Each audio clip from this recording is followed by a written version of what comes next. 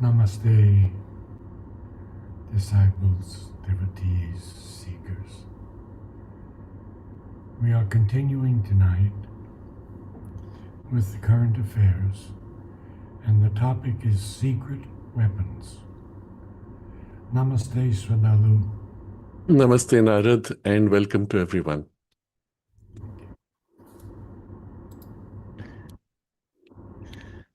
Would you like to say anything, Narad, since last time? Well, I felt last time that the war was not going to end. That was my very strong feeling that I received. And I received it, I believe, directly through the heart. And I guess I was right. Yes. Because the 1 week war of Trump is now in 5th or 6th week. And we don't know about Russia. We don't know about China and what their positions are going to be. Are they going to help Iran? Is North Korea going to help Iran? Is the Ukraine going to help Iran? We see so many things, and just beware, people. So much is falsehood. So much is AI falsehood. So that's all I'll say. And let you Thank you. Thank you, Narad. Namaste. To be fair to Trump's statement, he did say the war would take about 5 to 6 weeks, if I remember right. So, yes, it's about that much already now. The objectives also are very clearly defined, were very clearly defined from the very beginning. So, setting that aside, we come to the continuation of the topic from last time, and I will take a quick recapitulation. We had begun with Narad's comments and observations about the Iran war, and I had offered a big picture of the difference in approach from prior US attacks in the Middle East or other places versus this one. And the biggest difference, as we saw, both in Venezuela as well as in Iran, was the goal was very targeted.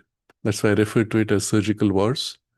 Very targeted, attempting to protect and minimize civilian damage, focusing on the military and even there on the minimum intervention required to be able to to free the people, let's say, and make the regime change, which would allow for something superior in terms of growth of consciousness and the freedom of the people.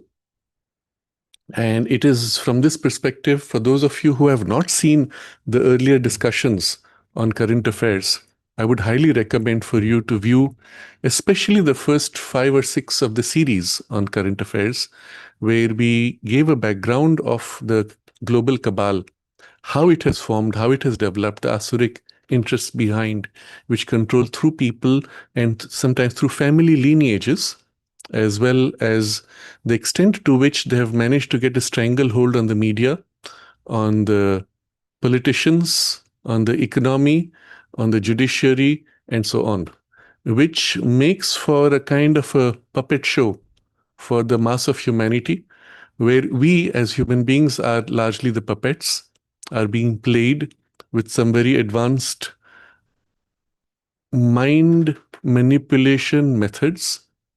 And we've covered many examples over the sessions, and I try to expose as far as possible how this is done so that not only you can see through it, but you can develop a kind of an immunity to these things. In the objectives last time, as we saw, there were not only the immediate objectives, which were to free the people from the extremist ideologies which had hijacked the nation's destiny, both in Venezuela as well as in Iran, but also the larger global geopolitics, which involved control of global oil flows, oil prices, as well as China's near monopoly on the oil flows from Venezuela and Iran. So in a sense, the objectives also include minimizing Chinese influence, control, and monopoly. And we made also the distinction between Trump's objectives as distinct from Israel's objectives, which have often very different and mixed interests. In passing, I had spoken of the transition of Iran when the very open, ideologically almost neutral, and we can even use the word secular government of the Shahs were overthrown and replaced by an extremist Islamic ideology. I had made reference to an overnight shift.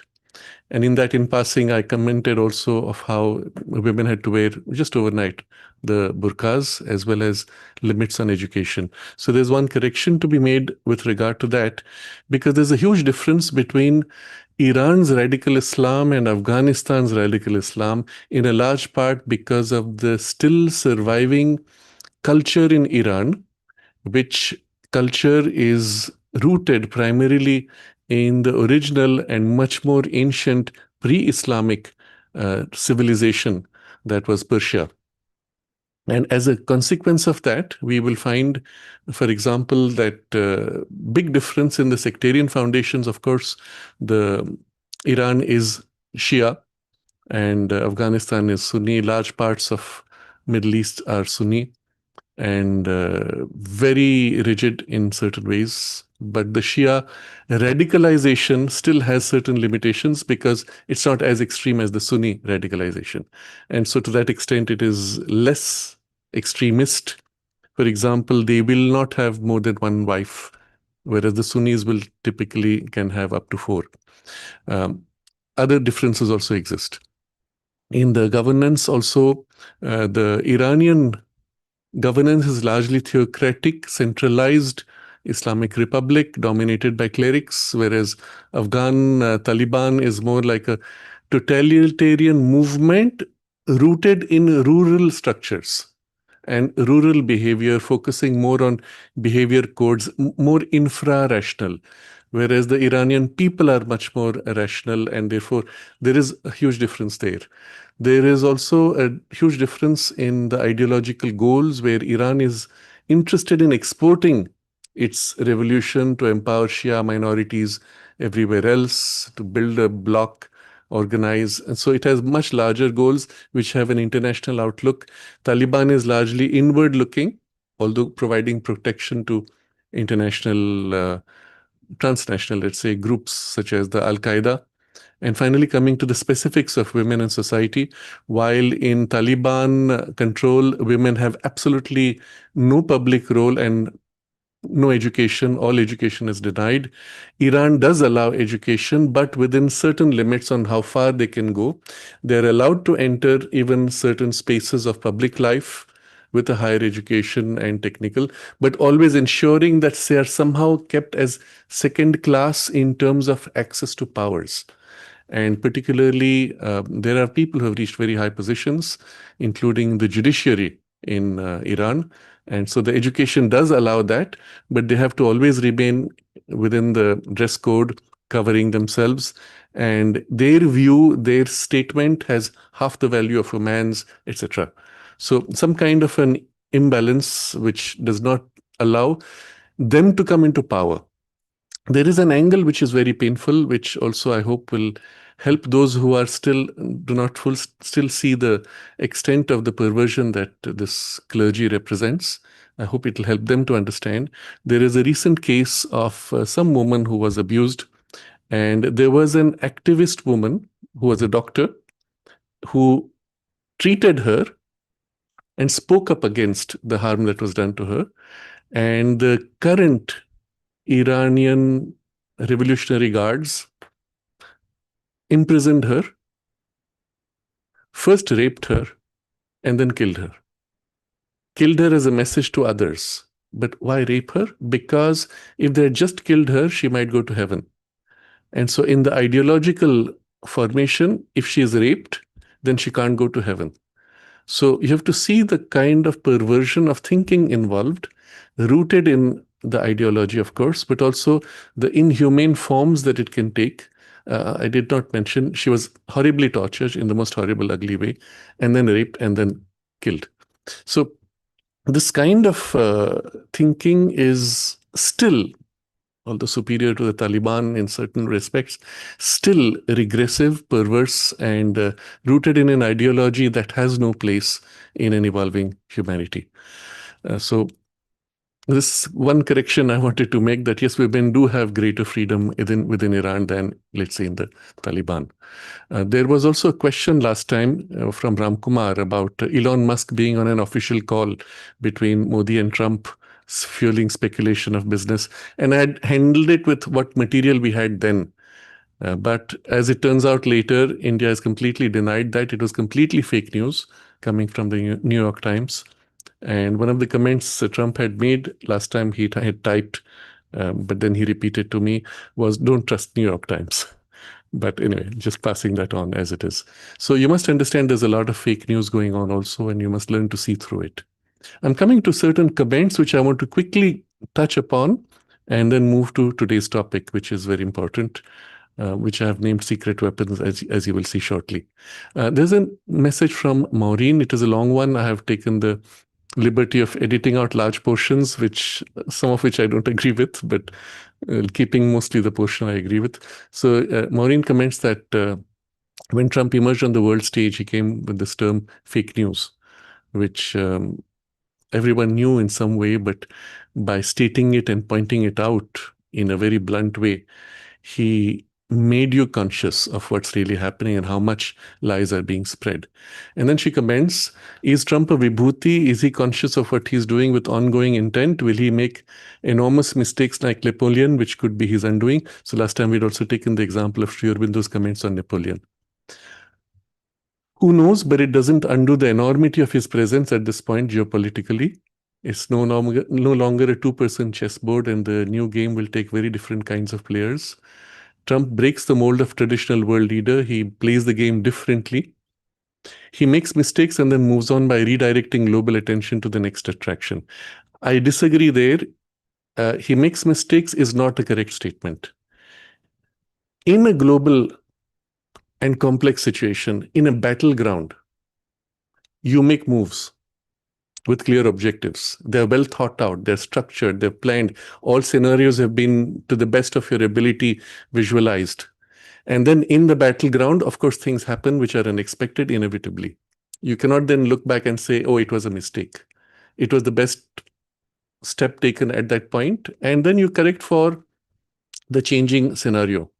But it's not as if you could have known beforehand that it is a mistake, or even in its consequence. Sometimes it is absolutely unavoidable. So there was one comment someone had posted with a video clip of Trump being asked, did you know that Iran would attack the other countries, which have been allies and other Muslim countries? Did you know that that they would do this? And Trump says, no, nobody anticipated that. And nobody told us. And then he makes a comment, even if we had anticipated that, we still had to do what we had to do. So naturally, in a context of war, you will assume, and that's the nature of war games, you play out all scenarios. Certainly the military would have anticipated all scenarios. They don't have to brief Trump, hey, they may do this or that, and take it to the extremes. But so certainly his advisors would not have told him, but the military going in would have played out all these scenarios. Despite all that, even if Iran does end up doing that, you still had to do what had to be done. And this is the important thing. So it's not a mistake in that sense. But so it's not a redirection of global attention. He does not play that game really. He keeps doing his work, which is multiple direction. It's your media which is playing the redirection game. It is the media which is hiding, covering up, etc. And the redirection game is part of the cabal strategy generally. In very different from the other cabal, you'll find Trump meets the media, speaks to them directly, answers all their questions. He did that in his first tenure, equally continues now in the second tenure. And it's the spin of the media which cuts through. It makes a huge difference if you actually watch him as he speaks, instead of seeing just clips that the media shares with you. So then I come back to Maureen's text, which the important point she's making, everything is shifting and the old molds no longer fit the new incoming paradigm, thankfully, because we were in a block. and something has been broken and things are moving. And that's a good sign because things are unanticipated, no more stuck in a groove of mere repetition. So come back to the text. Trump has given the world a very different template. It'll be interesting if our time epoch manifests its results through other individuals who emerge as disruptors in all fields.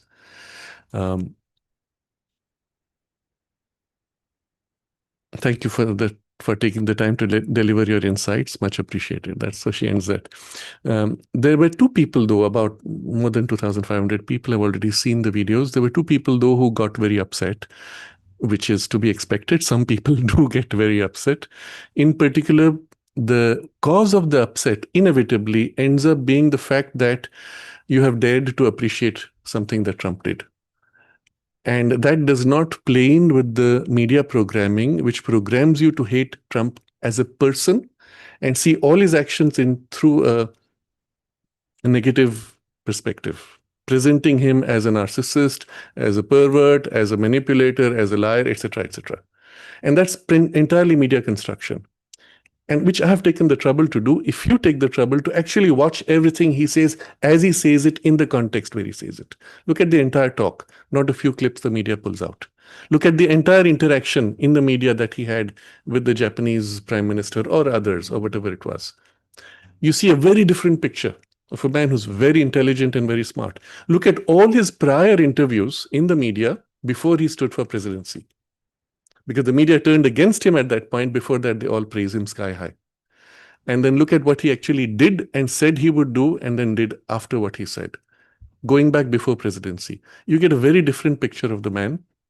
And so people who get upset generally are reacting to this angle where the programming and the data does not fit. It creates a kind of internal conflict which provokes an irritation. And they don't know why, and they come out with strong comments. And if you observe carefully, the comments don't stand scrutiny.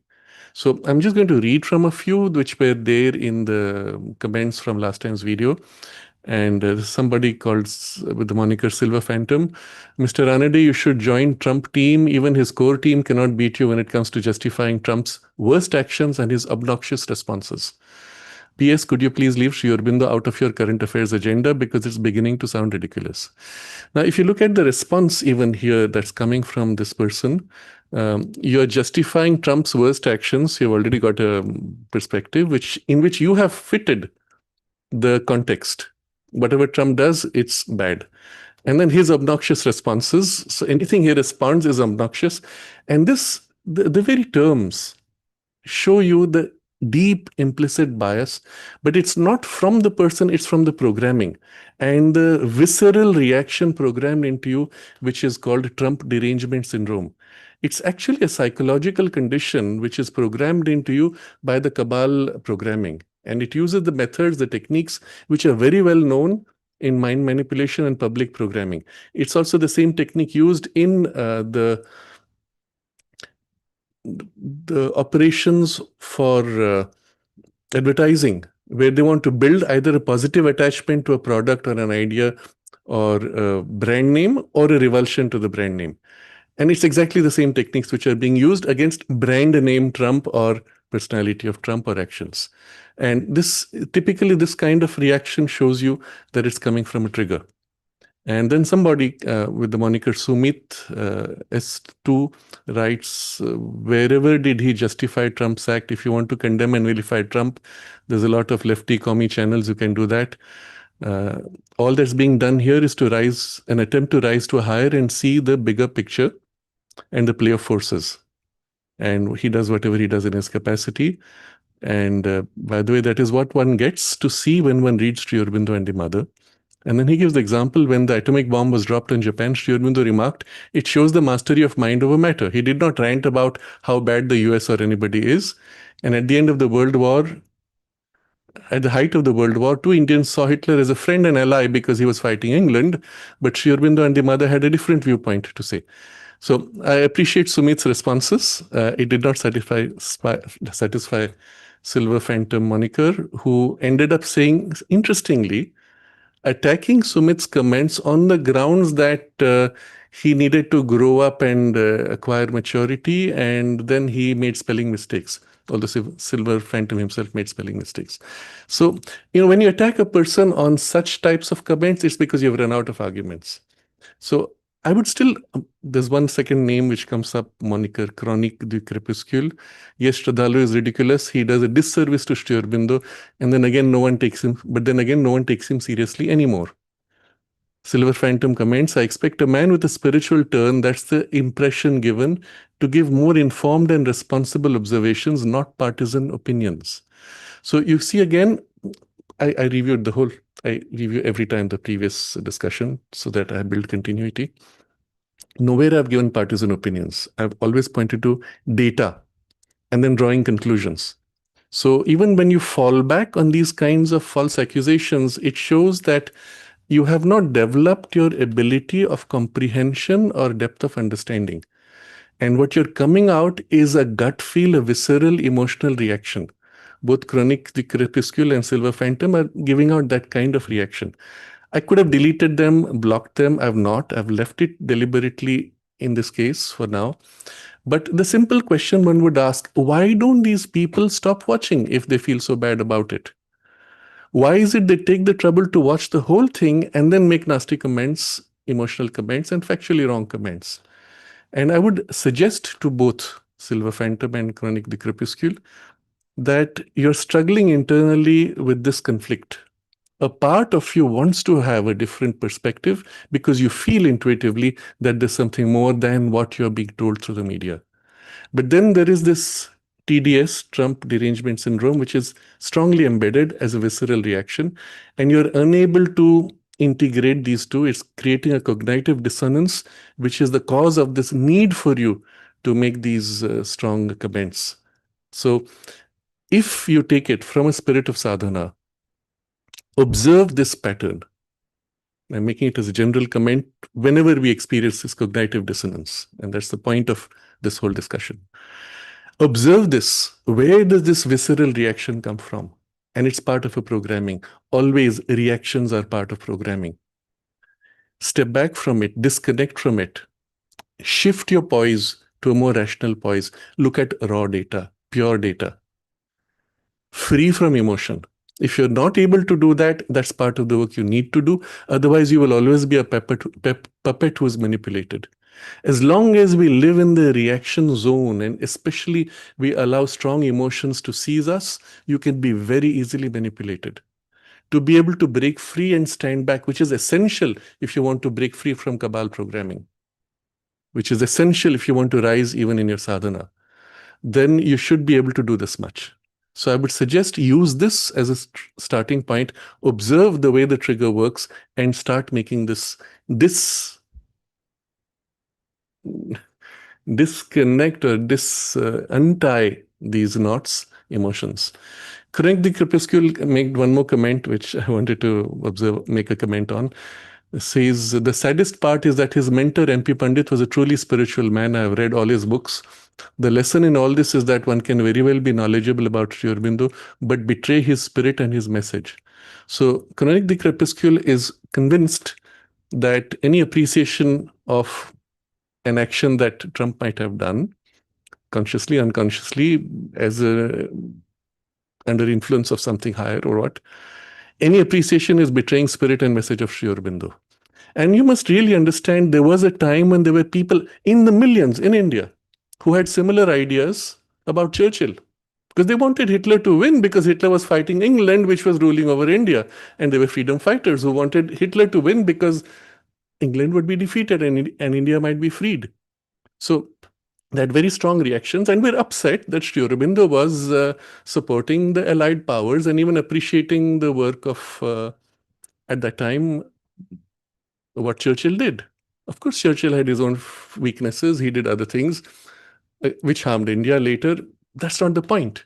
The point is, in that context, Churchill was an instrument which was for the good in an evolutionary perspective. And so you have to understand it's not about being knowledgeable about Sri Aurobindo and etc. It's about applying the knowledge. The AI today can give you a lot of superior to most people. Knowledgeability of Sri Aurobindo. It can even make up quotes from Sri Aurobindo. It's that good. It can write poetry in the style of Sri Aurobindo. It's that good. That's not the point. The point is, can you then actually connect those examples Sri Aurobindo gives you, build a deeper insight into what's really happening today from that deeper perspective? And that's what we're attempting to do here. And so perspective of Sri Aurobindo and quotations would be an essential part of this. And if it does not fit into your idea of how you want to present Sri Aurobindo, maybe you want Sri Aurobindo to say, oh, all war is bad, or Iran is right and should not have been allowed, or you want Sri Aurobindo to say that Trump is a narcissist. That's your bias. And it has nothing to do with facts. And you need to separate out this bias, cut through it, and look at the facts as they are. Independent of people. I'm not even concerned about Trump. I'm not concerned about Khomeini, or any of these people. It's about the forces and which direction things need to go for the evolutionary awakening of humanity. If it was not Trump, it would be something else. Even if Trump was the devil incarnate and did the right thing, I would say this action has this positive outcome.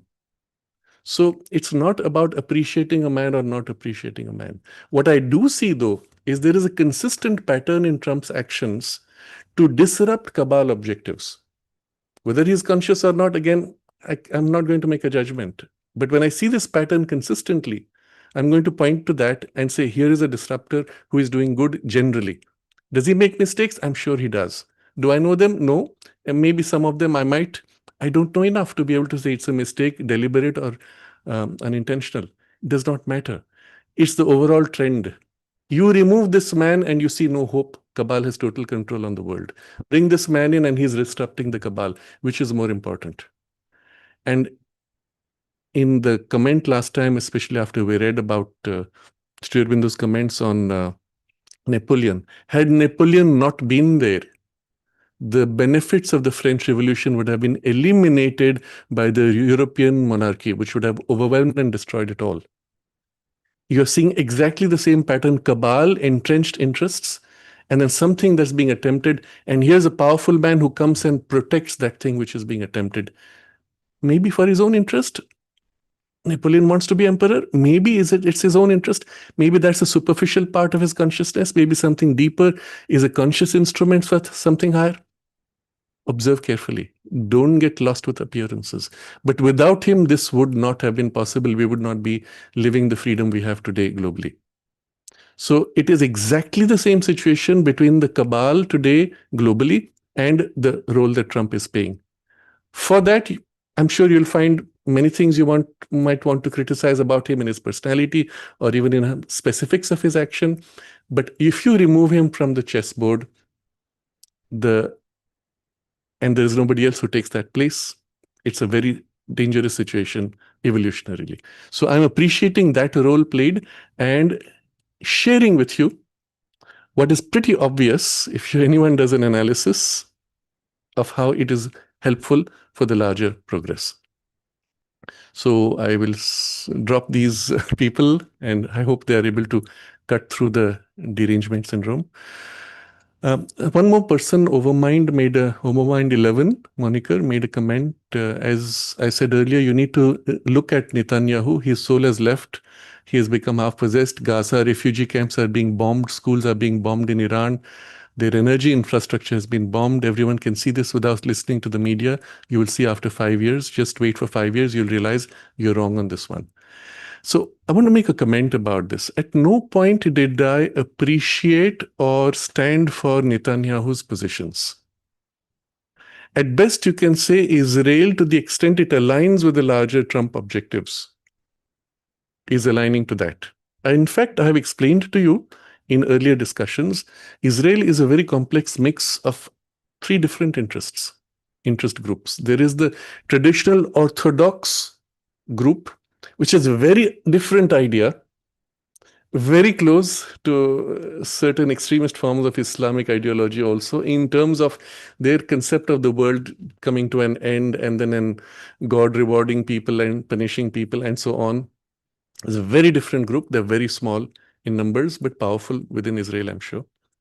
Then there are those who are within the framework of military objectives, And military objectives, quite independent of all the orthodoxy, has its own priorities: defense, protection, and sometimes it can take preemptive offense. And then there are the people who, many of them may not be formal Orthodox Jews of any kind. They may not be practicing Jews, though with a Jewish ancestry, or sometimes participating in Jewish celebrations and such. Very different goals, objectives, etc. The bulk of the people I've met in the United States who I really appreciated are of this kind. They're not practicing Orthodox Jews in that sense. But somehow in the culture they've grown up with, knowledge is valued. And so there is a difference. So you find within Israel at least these three very different groups with very different objectives. So it's difficult to say which one Netanyahu belongs to. And again, I'm not sure Netanyahu is entirely free. How much of his decisions are actually controlled by other interests that you may never see. So rather than, I've hardly spoken about him, rather than vilifying him directly, because I don't know, I will not say anything.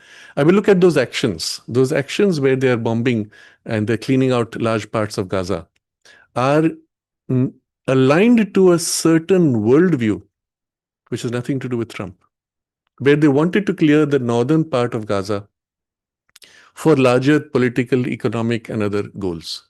I've not discussed that so far at all. And to that extent, I would agree with the observations of the person over Mind 11, Monica, that something there which is incorrect and unfair. Nevertheless, it is justified by a certain part of the military, because if they had not done that, they would not have been able to expose the underground tunnels, without which they do not have security, because the tunnels can go all across the entire Gaza region and pop up anywhere and bomb you. So it was almost essential to literally destroy the surface structures in order to access all the hidden portions of the tunnels. And to that extent, that viewpoint is justified. Certainly in terms of its results, it's not justified. And so it gets into a very murky space. I would still ask, why do you not criticize the fact that Gaza is full of all these tunnels and these bombs, which are intended only to kill and destroy the Jewish people or Israeli people? And that nobody seems to point to. Why is it over years you build that hatred? Of course, you'll say, because they took your land. No, that's not true either. So you can't play that game, because you did this, we will do this to you. That doesn't work either. So look at this. The picture is not simple. It's not very clear. It is murky, I agree. But this has nothing to do with what we are discussing about Trump's objectives, which are anti-Cabal objectives. And yes, there is a lot of mess in there. Schools being bombed in Iran, not technically correct. The bombing was for the Revolutionary Guards facility. If you look at the satellite picture, it is a huge area, and on the corner of it, there's a girls' school. Now, why do you put a school right next to a military installation? It's never done anywhere. You will not find it in the US, you will not find it in China, you will not find it in Russia, you will not find it in India, you will not find it in Europe. You'll only find it in Gaza regions, Iran regions, more recently Ukraine regions. Why? Because you want to have, in case of war, to be able to have civilian casualties to show publicly and so on. It's sad, but it's a perversion, deliberate, intended by the regime. And I think that fact also needs to be faced. So when you bomb the Iranian Revolutionary Guards, yes, the bombs also kill the school children who happened to be there. But they were not targeted for that purpose. The target was the military facility. And the school children being right there in the military facility, literally, is the unfortunate part. Just for that, will you then not bomb the military facility? So it's one of those things which are very difficult as a decision to be made militarily.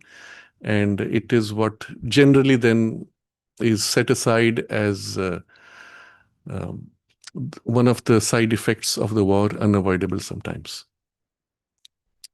I am coming to three important questions raised by Sparsh. All three are very important, and I want to touch upon them quickly. First question, he says, cookie terrorists are being sheltered in Israel. Cookies are from northeast part of India.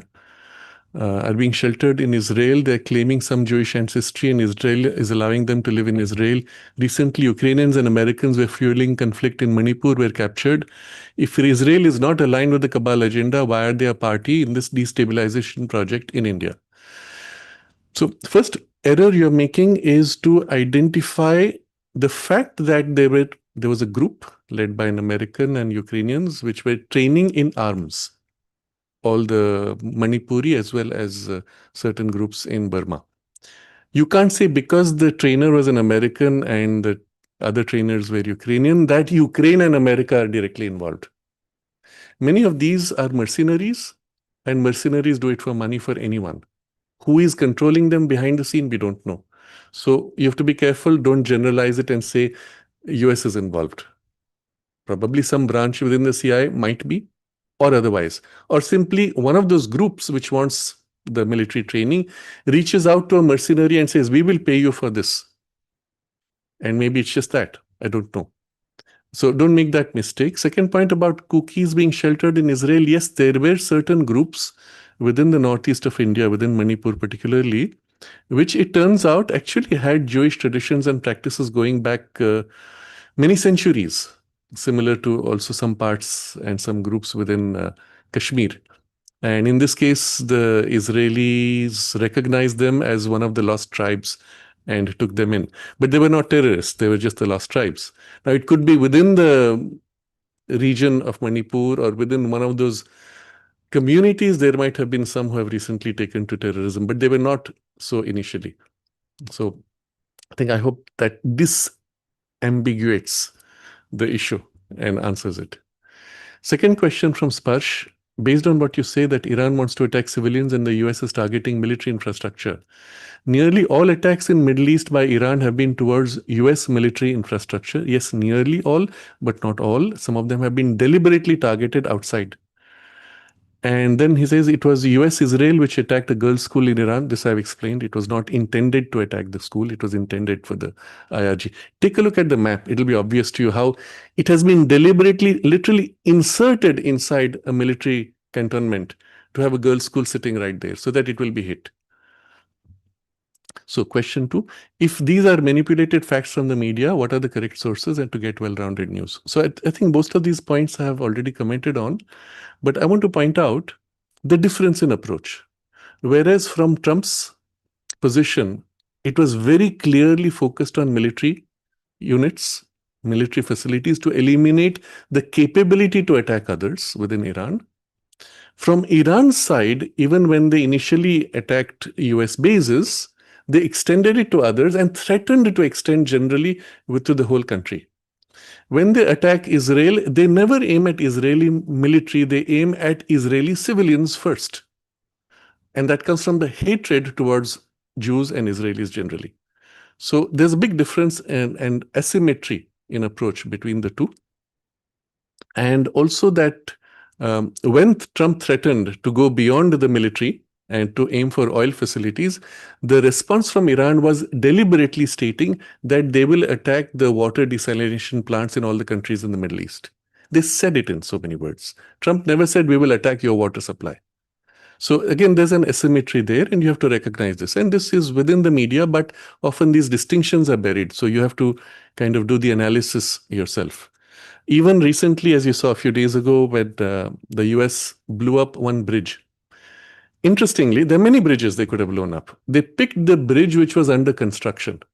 So in blowing it up, actually nothing is affected because it was still under construction. Yes, some people who were part of the construction team were killed, but it did not affect the life within Iran. This is the important point. And then they said, we will do more if you don't come to a negotiating table and come to a conclusion.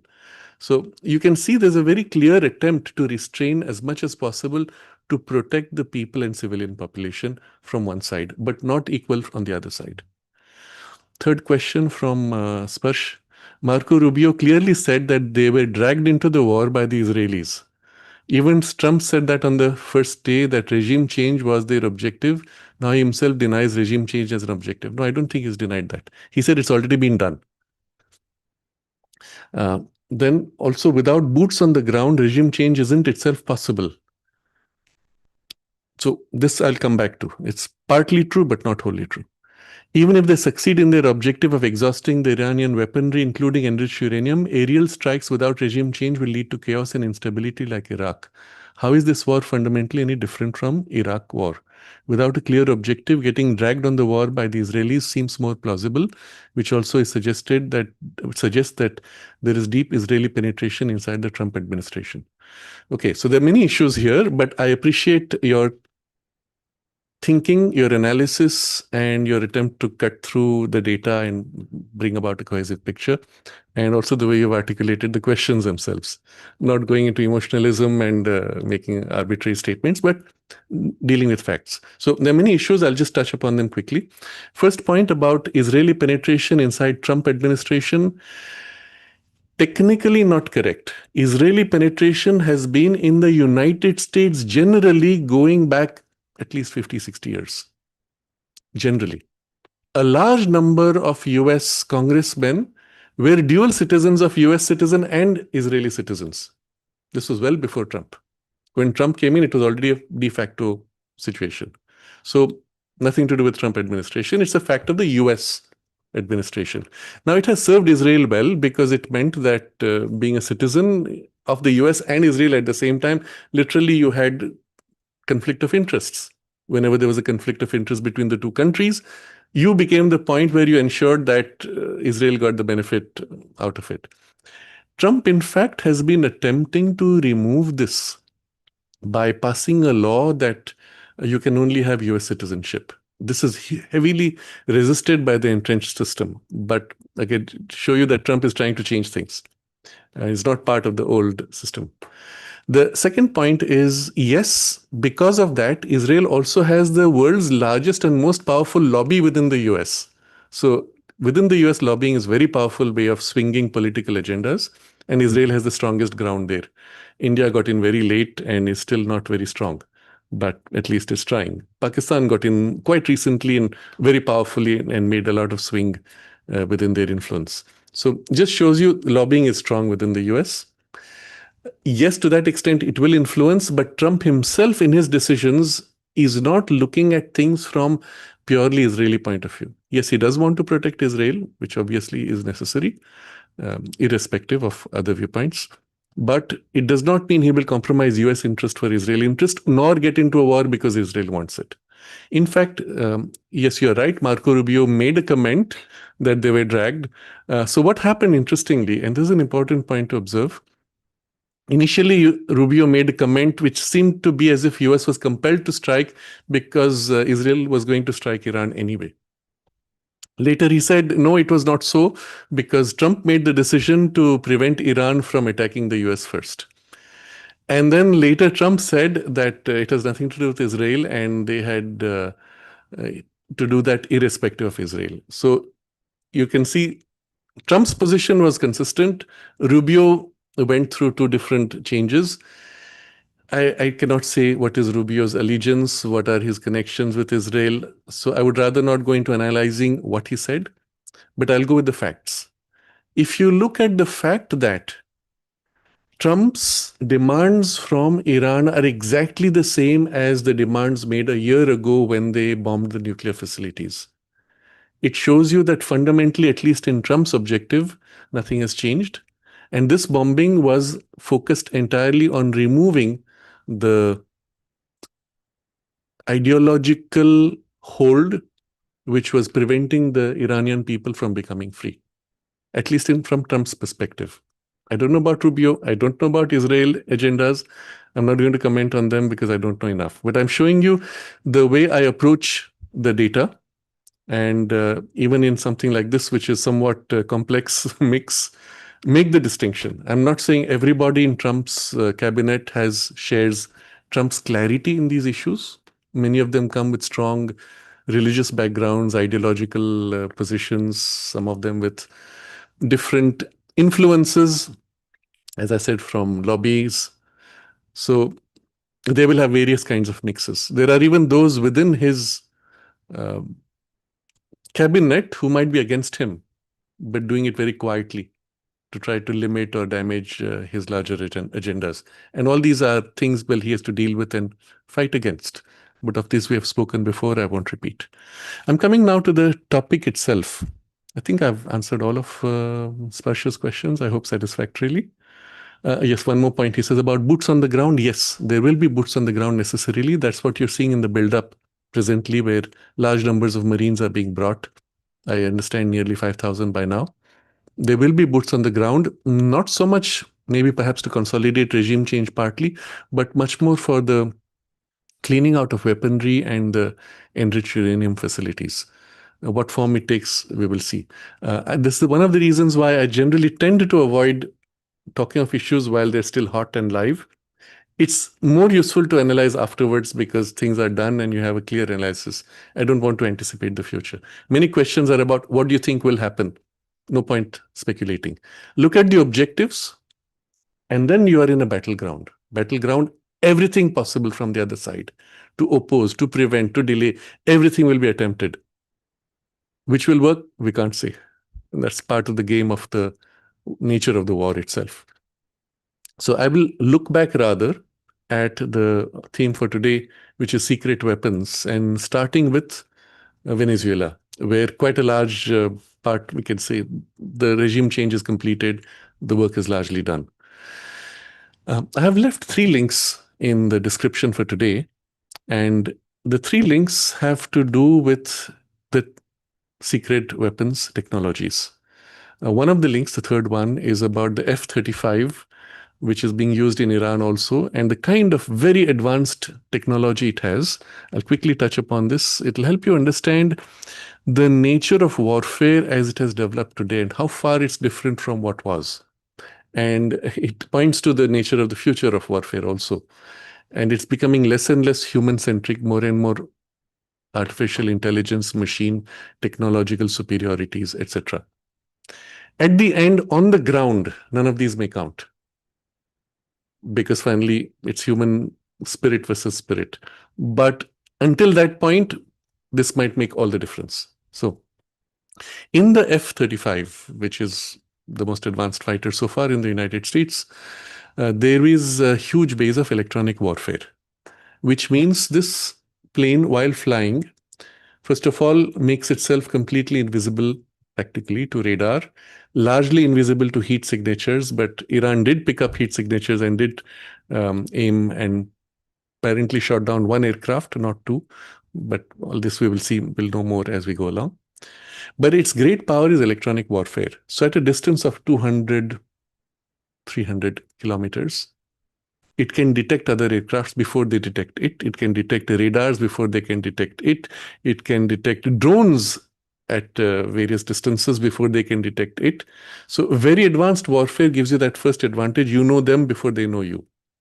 Second, it has very powerful countermeasures by which from a distance it can knock out the entire radar system. How that is done is also the nature of the technology is largely secret, but I'll give you a few examples of how initially they were done. I do not know if it is the latest. There are many things which are new, which may not be on, which will go beyond this. So what happens is radar gives out a pulse. The pulse reaches the aircraft, bounces back. You detect the rebound. From the timing difference and the strength of the pulse, you make out how big the aircraft, how much metal typically, and what distance. By putting special paint coatings which absorb radar, you have reduced the signature. Apparently, the signature of an F-35 is like the signature of a marble. So you have a whole plane reduced to a marble. Okay. But still, maybe you pick up something or not. But you're basically relying on reflections. To ensure that someone does not create false reflections, what you pulse has a particular pattern so that you cannot know what the pattern will be and it detects for that pattern.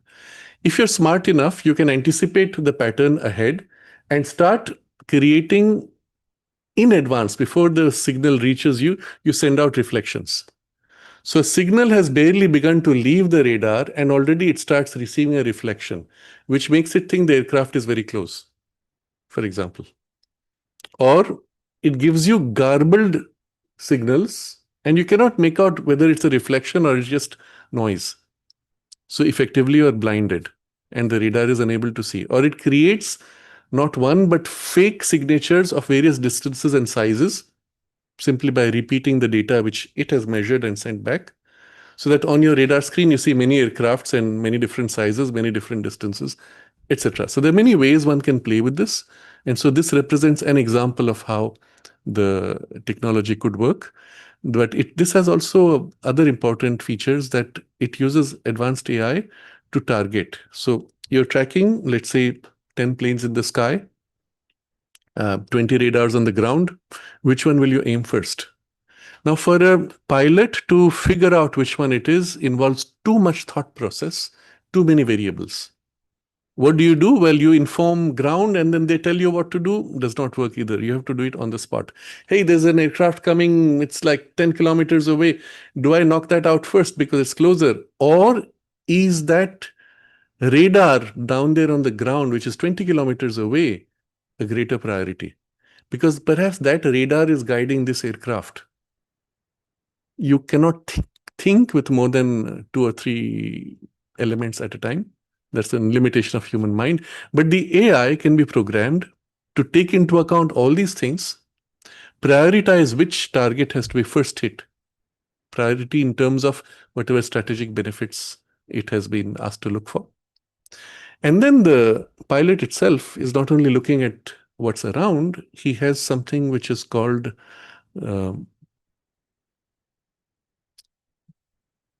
enhanced reality. So through his specs, there is an overlay in 3 dimensions of any data, information, numbers, images. So you have an aircraft, let's say, which is 20 kilometers away. You can't see it with your eyes. But through that enhanced virtual reality, you are actually shown a spot, let's say a red spot.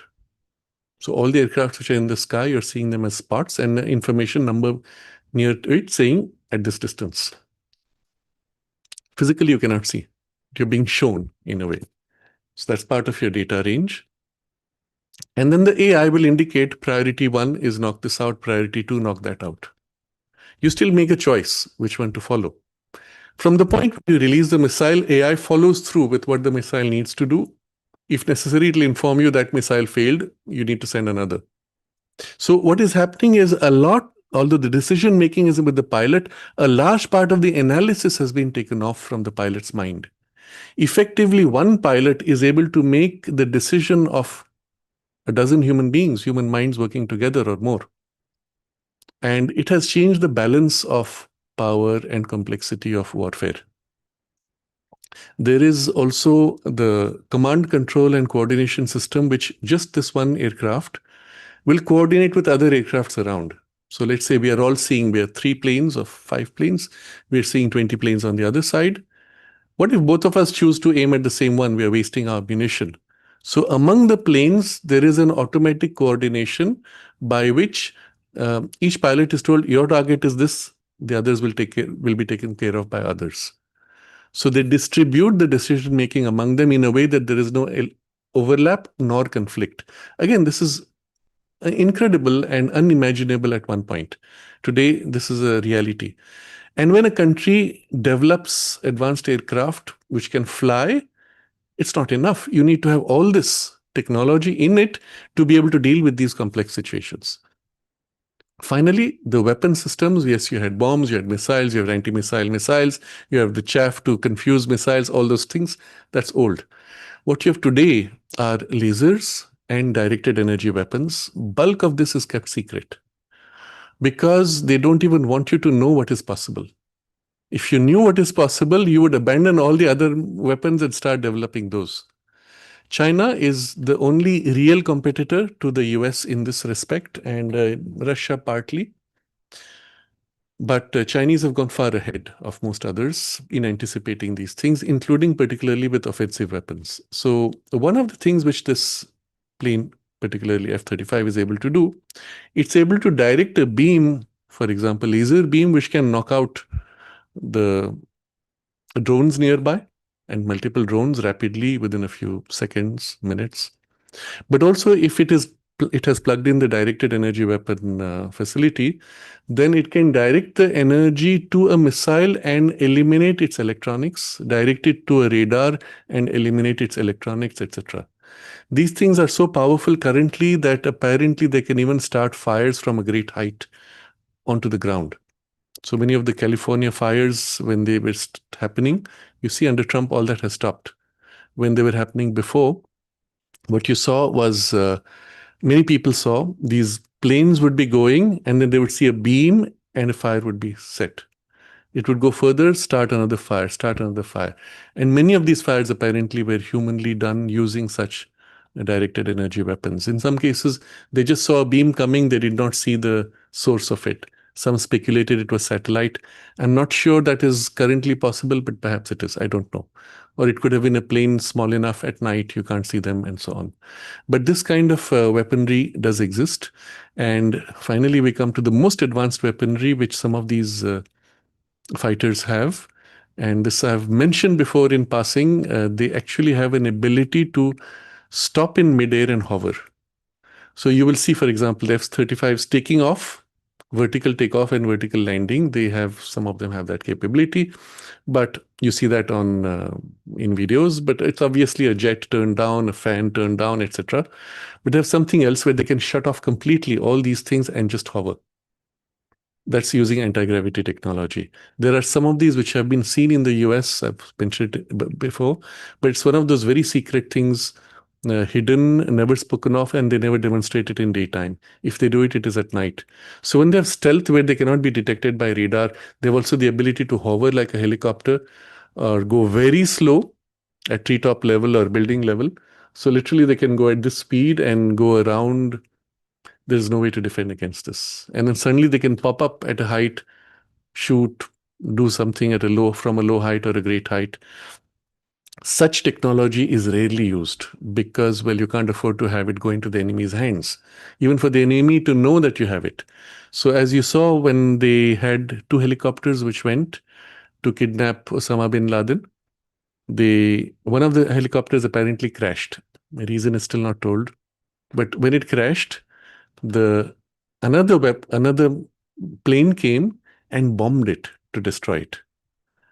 Now, this happened under Obama, and there is speculation that they did that deliberately to hand over that technology, partly to Pakistan, and then from there they sold it to China. So it was a way in which a technology transfer was done technically in a way that seemed to be more an accident. But normally, to me, it does not make sense that there should have been a crash. But if ever there is, the standard protocol is that they destroy the aircraft so that there is no evidence left of the capability which they had used. So this capacity which F-35 has is being used currently in the Gulf situation. And recently they used it in combat against the Houthi drones, which recently Yemen the Houthis joined the war, representing again Iranian interests funded by them. But this is a very small part. This is a very superficial part of technology. The technology I want to share, which is even more secret, is what was used in Venezuela. So when the US decided to make the regime change in Venezuela, again, it was a surgical intervention. And in that case, fortunately, it was enough that just the head, Maduro, was removed. And from there on, vice president on downwards, everything has fallen into place. But this person was protected by the most powerful and extensive protection ring, as well as equipment, radars, missiles, etc. When the US went in, they had their planes, they had their warships, etc. Everyone knew that something might happen any day. Ostensibly, they started by saying we're going to eliminate the drugs sources, but everyone knew it could be more. Nobody anticipated, but you must remember at that point, the entire Venezuelan military with all their hardware and the most advanced hardware from China, including and Russia, including S-400s and the Chinese radars, which were supposed to be able to track even the stealth planes. All these were on highest alert. What happens next is one of the most amazing things. From the US side, planes and helicopters and drones went in. They went to where Maduro was located. But before they came in, there was a first intervention to knock out all the electricity in the entire city. Trump made a passing comment saying, we did this with the capability that the people who know how to do have, something like that, he said. So many suspect that it was done through a kind of an online hacking. That's not so difficult. In Pondicherry, as I've mentioned before, sometime nearly now 8 years ago, the government, under I don't know what stupidity, purchased Chinese meters, electricity meters, and put all the houses under an experimental plan with Chinese meters. Now, what happens if you don't pay your bill within 7 days? Then they shut down your electricity remotely. To reactivate it, the man has to come to your house and reactivate. It's the most stupid thing one could do. They cannot reactivate remotely. They've allowed the hacking to shut you down, but not a hacking to reactivate you. Isn't that weird? So effectively today, China can shut down all the electricity in all the houses in Pondicherry. And if they do that, because they have the keys, then the government will be running around house to house to try to reactivate. This capability already exists. It's not there at the grid level. Maybe they have, I don't know. But this is to show you that this is not difficult to do. Perhaps there are equivalent things on the grid level. So it is more recently that the Indian government woke up to these realities and has recently banned the use of video cameras, which are originating from chips made in China. So camera may be made in China, doesn't matter. The chips inside, which is where the hacking is rooted. Within the chip itself, they put backdoors so that the Chinese government can at any point monitor what your camera is watching, but also block you or modify, etc. So that's a decision they just announced, and it's created a bit of a panic because the prices have gone up, because you were relying largely on China till now, etc. But why was this important? It's a different story I'll come to. It has to do with what happened in Iran. But I'm staying with Venezuela. So suddenly all the electricity is shut out. So who would put the entire grid of the city to be able to be deactivated on the internet? That would be stupid to do. Did they do it? I don't know, but I doubt very much. Is it possible? Despite their putting it deliberately or not, there are perhaps ways to trip it. Or, worst case, they paid somebody off to just shut it. I don't know. But they had the capability to do this. And the precision of timing is so extraordinary. The lights go off. Obviously, all the systems around Maduro's defense are on independent electricity supplies. And at that point, suddenly they find they are overwhelmed with drones. And they're trying to shoot drones. It's middle of the night, so you can't see much, but they have their electronics, they're destroying it, they're doing the best. Now, it happened a few months before Maduro was foolish enough to actually go on television, and from his palace, he says, come to my presidential palace and get me. He says, come get me. I wait for him here in Miraflores. Don't be late, coward, he tells Trump in a public fiery speech. Nice, it was political posturing, but actually this is what happened. He was taken away. So it's a joke, but a sad joke for him. But what happened was, as these drones come, the systems are overwhelmed, and suddenly all their radars begin to shut down or become crazy with data. All their missiles are ineffective. You try to fire a missile, it's not firing. Effectively, they become deaf, dumb, and blind in their entire electronics. The capability to be able to do this, it's amazing. And with drones, so you cannot do much. And it's not one drone, it's a swarm of drones. How do you eliminate it? And then come the special forces. It turns out there are only 20 people, 2 helicopters and 20 people dropping down ropes. On the other side, there are several hundred, let's assume 300 or 400 as a number, and 20 on the other side. They're hanging from ropes from the helicopters. You could shoot down the helicopter, you could shoot each of these who's fully exposed, and if they're hanging from the ropes, maybe one hand is busy, another hand is free. At best, with some technology, you have both hands free, but you're in a very unbalanced, unstable state. So easy to eliminate. What happens next is one of the most amazing, rare events documented. And the fact that it got documented is itself surprising. So I will read partly from, I put the 2 links of this. I'll read partly from one of the persons who survived what took place next. He said that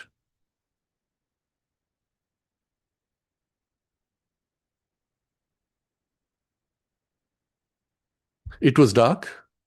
No, this was Trump's statement. In fact, okay. 2 a.m. Power grids shut down. And then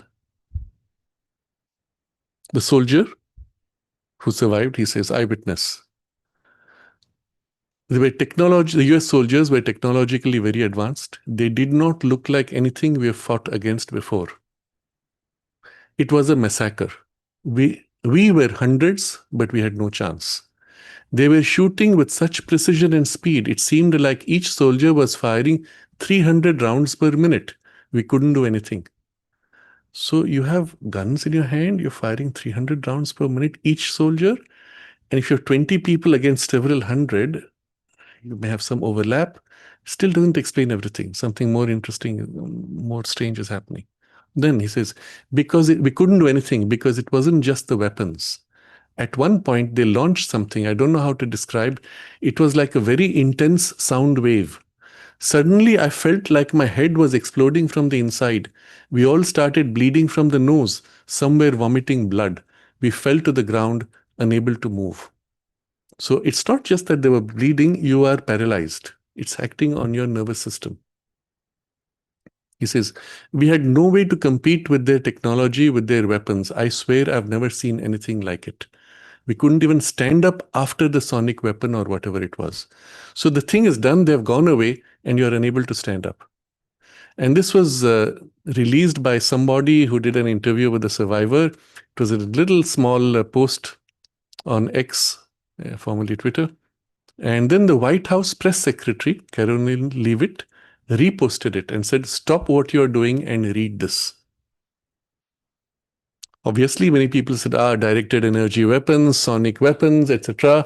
But of course, no official confirmation. What does exist in the US, directed energy weapons exist, sonic weapons exist. And I put a second link which shows a demonstration of that, where somebody called Peter Ducey is actually seen receiving a hit from one of these, what seems to be like a sonic weapon. You'll see immediately his whole body experiences pain everywhere and he runs off. Well, what happened here was something else because there was bleeding. I'll explain the technology itself. It's been developed long ago. It was attempted even at a time when the Nazis, Albert Speer speaks about some such weapons they were trying to develop. Of course, nobody knew if they actually did it. They did it and it was buried. That is the secret programs. So one of the things they found was that the human skull itself is a resonance cavity. So if you can put millimeter waves, something about the diameter of the skull, and you keep a frequency or a range of frequencies of typical skull size, it starts resonating internally. And literally your whole skull starts shaking.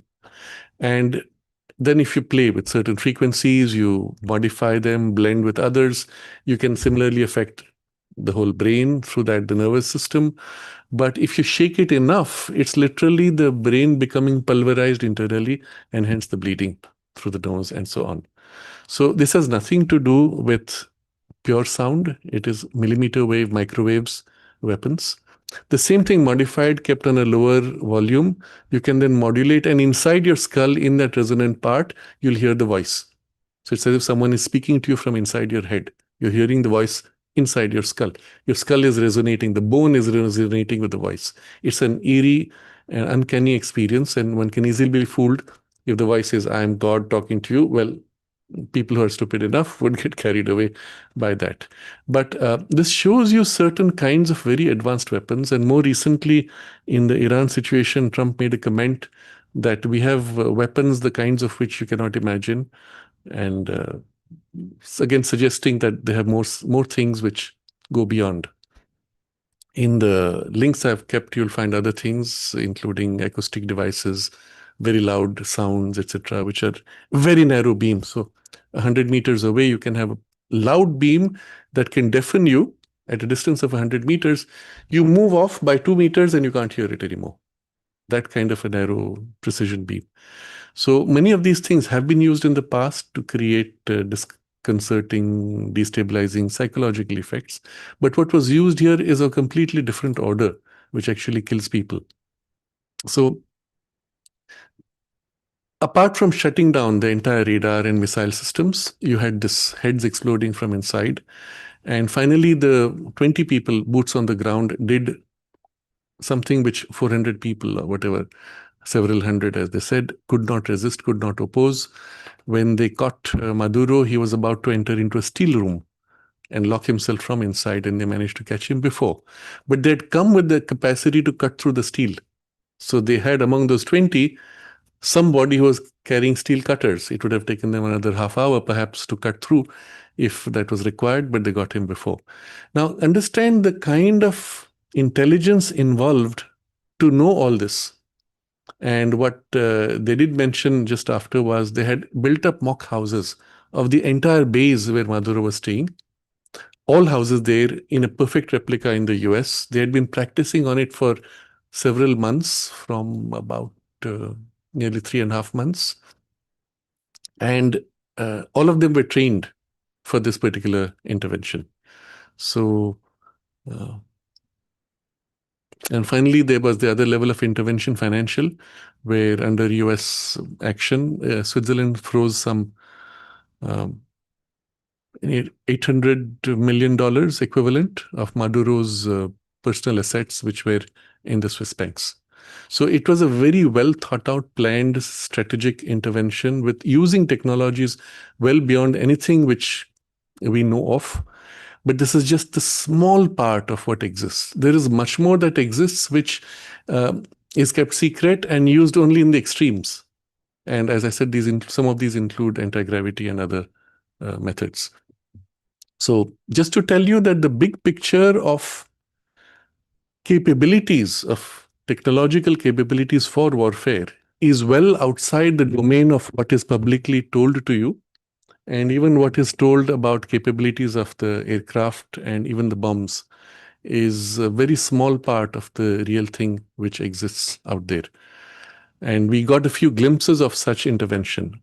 Why was this important? Because in the nature of the decision to intervene with surgical precision, these weapons were required to create minimum destruction for others, for civilians particularly, and focus primarily on military objects. I suppose in Iran, some things would have been used of whatever was required, or will be used if at all there are boots on the ground. So I think this broadly should cover what I wanted to share for today. I'll just go through some of the questions if there's anything that is immediately of relevance for what we're covering.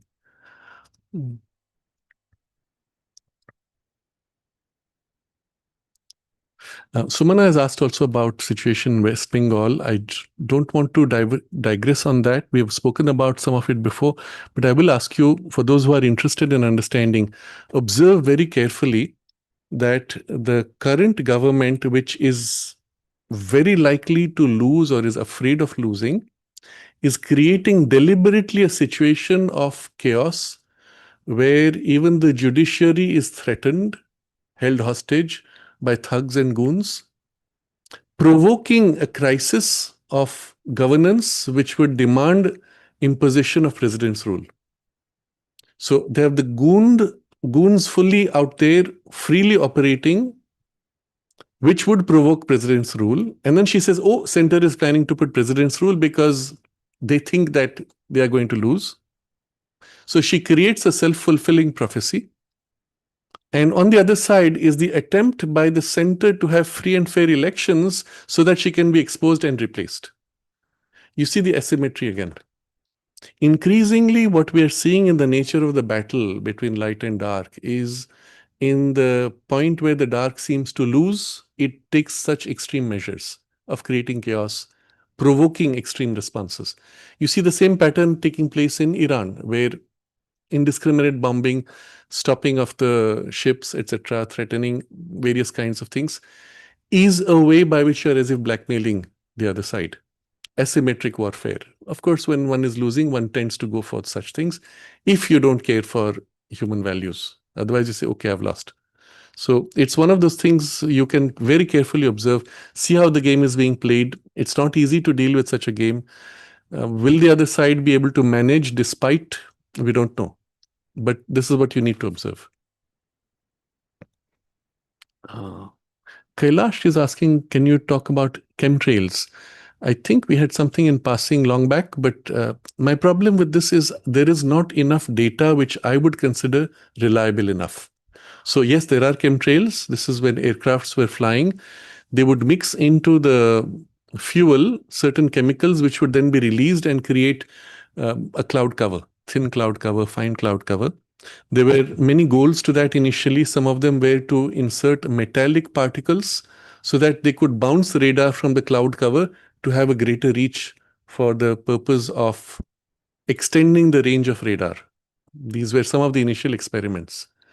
That's not all. Then they found other more crazy things. Some of them were also used for concentrating directed energy beams so that they could modify the weather, heat up certain portions, and so modify airflows, create rain or snow in certain places, or create drought in other places. And so weather modification was one of the objectives of chemtrails. Then beyond that, there is a third objective, which is where I don't have enough reliable data, so I will just point to what is speculated, but I cannot say with certainty, and that is to actually poison people. So there are certain things we find subsequent to chemtrails, certain chemicals which descend, and it could have been purely for other military objectives, but as it turns out, there are things which are not fully explained by that, and you find things which have a harmful effect on human life and even reduction of IQ, intelligence, IQ, and even certain kinds of diseases. How much of that is intentional, how much of that is side effect of other kinds of objects, I cannot say. But one of the things you saw in the first presidency of Trump was a dramatic reduction in chemtrails, and in some places which had chemtrails all the time, and they would just have these thin veil of cloud cover, which would cause overheating, change of weather, etc. All those just vanished, and you had clean blue skies for weeks, months, sometimes. So something has been changed, and hopefully the entire facility will be eventually stopped. But some of it being tied to military goals might not entirely be stopped. That's all I can say as far as this is concerned. I don't subscribe to some of the theories which speak of biological matter in chemtrails. The evidence is not strong enough, at least for me. It doesn't satisfy my standard of reliability. So I will leave it at that. Yes, so this is an important question. Someone called Lost in History says, can you explain the increasing gap between President Trump and his election allies like Tucker Carlson, who are against Israel, and Candace Owens, who's also against Israel? So the difference here is, interestingly, coming from ideology. So Candace Owens, and I've quoted her earlier in one of the examples I gave of where she documents very carefully. She's very meticulous, good person with good objectives for the US, for national interest, for people's interest. But she has a strong religious bias that comes from what I would call right-wing Christianity. The right-wing Christianity is the type that says, oh, the Jews are responsible for the death of Christ, and the Bible, some quotation says, the Jews are, etc.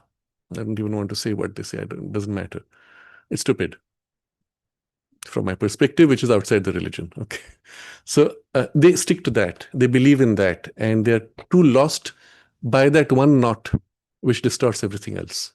So I have very high respect for Candace Owens as a researcher, as a person with good interests, nationalistic in a positive way, interest, peace-loving, etc., who supported Trump initially for the MAGA objectives. All that was good.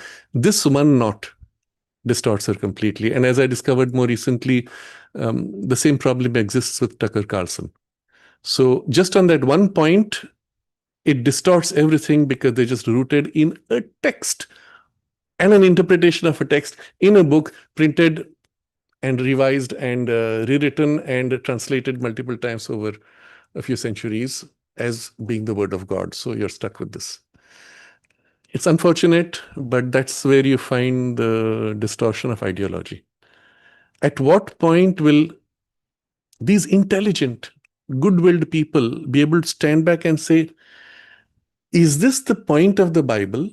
Should I focus on its spiritual content, or should I get swayed by this social, ideological, racial bias which existed perhaps, or which comes from a bad translation? I don't know, but is irrelevant today. But for them, the problem is it's like God has said, you should do this. So you have to, it's like the Muslims who will say, because of that text, we have to kill the Jews. So the extreme right-wing Christian will say, Jews are responsible. I don't know what, it's to me so stupid and so ridiculous. But at what point will someone of that competence and intelligence literally step back and say, why am I giving this so much importance? Isn't there something more important spiritually? And the fact that they cannot do that is one of the biggest disappointments. And this shows you the problem of our humanity in its religious ideology. And that's the block that needs to be broken. If in Iran it is this whole hierarchy which dominated based on an ideology and prevented the freedom of a people, you will find the similar thing that exists within the church structure, where there's hierarchy which has a grip on the minds of people with an ideology of this kind, which actually programs in a certain hate or perversion, a little not over some other positive things, but that is enough to create this kind of confusion. And I really wish that they could somehow step aside and free themselves from this. Otherwise, they're doing such wonderful work. And even for Tucker Carlson, I have great admiration for all the good things he has done. Do watch, though, and do track, if you can, the work of the James O'Neill, is it? Who's been doing a lot of exposes using secret mics, exposing the interests of various cabal-controlled objectives. If I got the name right, James O'Keefe. And he was thrown out of his own company when he did an expose on the vaccines and Pfizer. He got people inside Pfizer to actually say that they knew that the vaccines were harmful and they chose to hide it. And when he got that out, the action from and shows you the power of these companies, they actually got him removed from his own company. So he's now gone independent, and he has his own channel on X from where he continues his work as a single person, one-man company, and funding the whole program on his own to expose many such things. So these are people who are very reliable. And Tucker Carlson also, generally, I would have said, very reliable, except when he gets into his religious bug. And same with Candace Owens.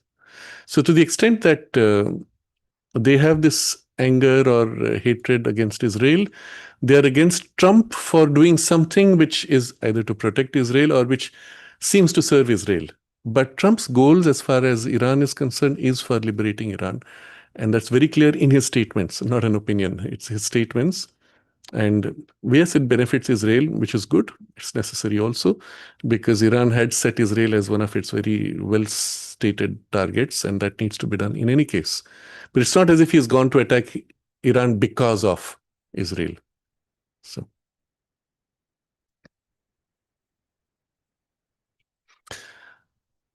Lost in History asked this question.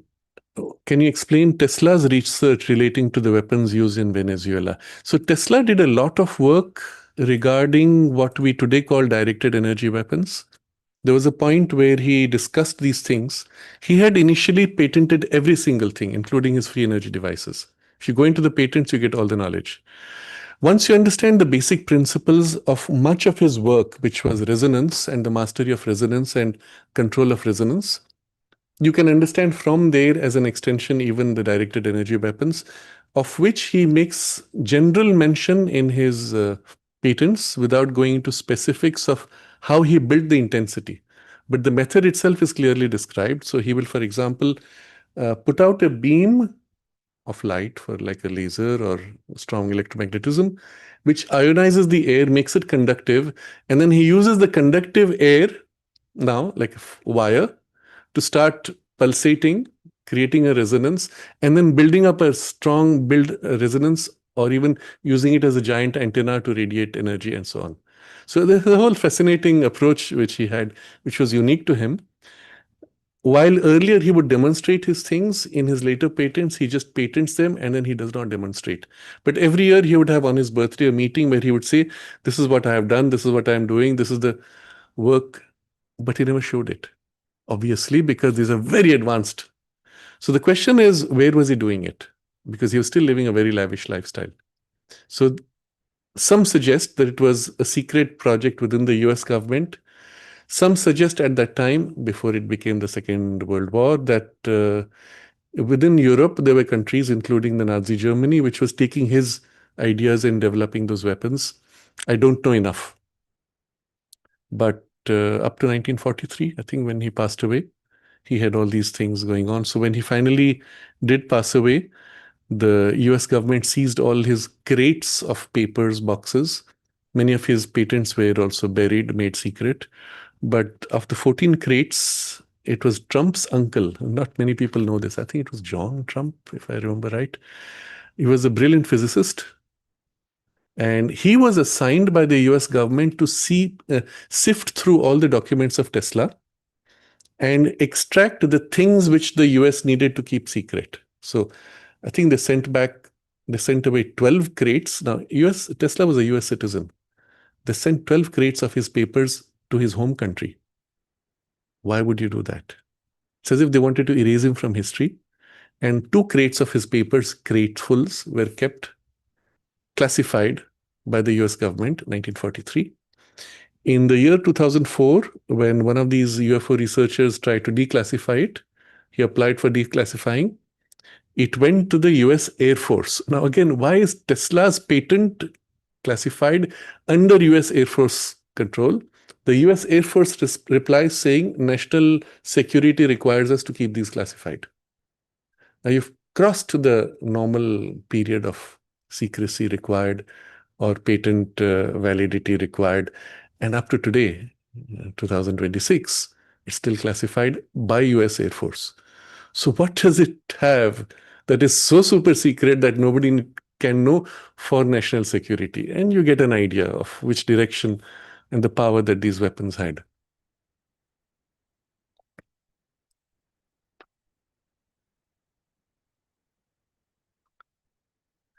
Jose Vallejo is asking, what's your opinion on Trump being dragged to war by blackmail around Epstein files? No, it's completely false for the simple reason that in between for 4 years, the Democrats had all Epstein files and they found nothing that they could use against Trump. So all this media trying to link Epstein to Trump is completely false. Maybe we'll have a discussion on the whole Epstein story later on, because that's important also. It elucidates some of the things we had spoken right at the beginning.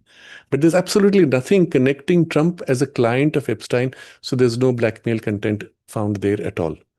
The people against whom blackmail does exist, yes, those would be manipulated, and a large part of them are interestingly turned against Trump. So people, for example, within Hollywood industry, all the famous names of actors who suddenly come out and make crazy statements of hatred for Trump with no reason at all are controlled people. And they're being activated for whatever. So whoever controls the Epstein files is against Trump, but they have nothing directly on Trump. Okay.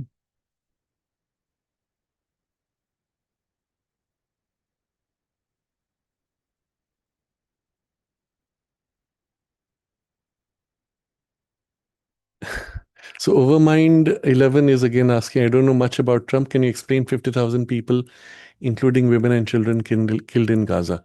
So the bulk of the people killed in Gaza, the numbers are all fake and exaggerated. Very simple. Yes, a large number of people were killed. But if you look at the evidence, and you should have tracked day to day, Israel was announcing, this is the region now we are going to enter to clean out all the bombs and tunnels. So everybody who was living there was asked to move out. Now, civilians would have said, all right, we move out. Normally, the Israeli military would enter, verify everything, and then leave, and the people would come back. That was the original plan. Instead, after they announced this, the people stayed entrenched, and the Hamas was shooting back at Israeli forces. So either they had something to hide, I don't know, loyalty of the people, either people were held hostage by Hamas or they willingly went. I don't know. But once that started, you had to shoot back because you still needed to go there and clear out the bombs and tunnels. In the process of shooting back, yes, you had a war. And so effectively, Gaza became not a cleanup, which was originally planned, but a continuous war, which progressively involved destruction. And when it went to exposing tunnels, you had to bomb the tunnels. So the consequences were unfortunate. But which family would say, I would rather die in my house killing the Israelis, or would they say, let me move out, let them clean up, and then I'll come back to my house? So I don't know which way it went and why, whether they were under control of the Hamas as blackmailed and hostages, or whether they willingly chose. I don't know. So I'm not going to say much. But I have seen videos where you had parents and children, and the children were being taught to throw stones at the Israeli soldiers, or over a wall, they would throw a stone to hit randomly a civilian. And the parents were stepped aside, sent the child in front with the stone to throw, or in some cases with a gun, and the parents were videoing it, waiting for the Israeli soldiers to kill the child, which they would then video and post it on the social media saying, look at how bad these people are. To me, those parents were perverts. In their mind, they were thinking, if my child dies doing this, he will go to heaven. But to me, they were the perverts. And if the soldier ended up killing the child, so there are videos you can see, the child is approaching them with a vest. We don't know if he's bombed, whether he has bombs. And the soldiers tell him, don't come closer, stop where you are, stop where you are. And he keeps approaching. And in some cases, the child tells them, shoot me, shoot me. And the parents out there are saying, shoot him, while they're videoing him. That's the perversion. At some point, the soldiers shoot to stop him. Then, of course, that's when you get your propaganda video. So, yes, there have been deaths of that kind. But to me, it's the outcome of that perverse ideology. But the actual numbers, when you say things like 50,000, that's not correct. Yes, there has been, as a consequence of this destruction, water supplies, electricity, etc., damaged. So it's unfortunately very murky. And if you don't see this other side, you will not understand why. I'm not justifying the actions of the soldiers. Was there a better way? I don't know.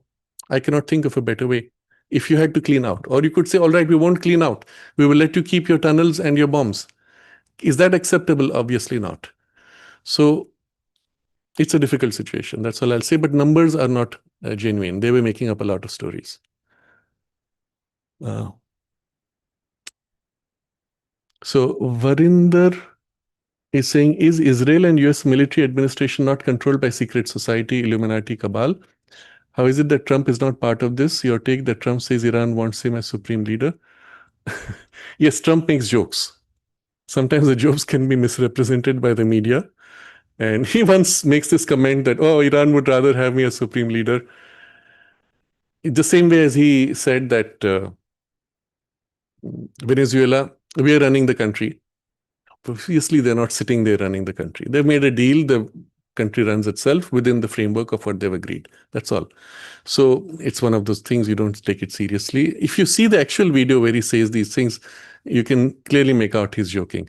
But the question of US administration, Israel administration controlled by the cabal is true in a large part. Trump is not part of this because he was never in the administration. He was a businessman. He is the only US president that has become a president who was not part of either a family of presidents or a family of very wealthy people or politicians and so on. He's not a career politician. He's a businessman. And getting into the system itself when it was turned against him was extremely difficult.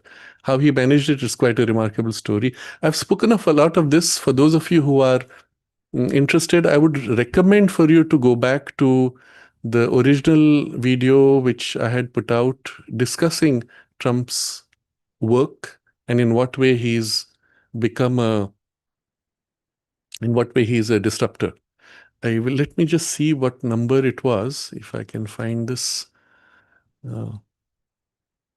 Somewhere I had recently looked at it. If I can find that, it will be helpful. Just give me a moment.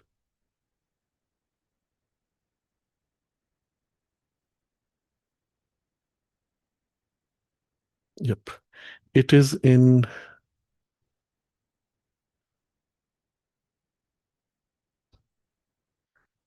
Evenings with Sraddhalu 178. Current Affairs number 7. Pushback. I've called it pushback. So you can take a look at that, where I have actually spoken of what Trump did when he came to power and how he was undoing the work of the cabal. Take a look at some of those early videos. They'll make a lot of sense now after you've had a perspective over so many years.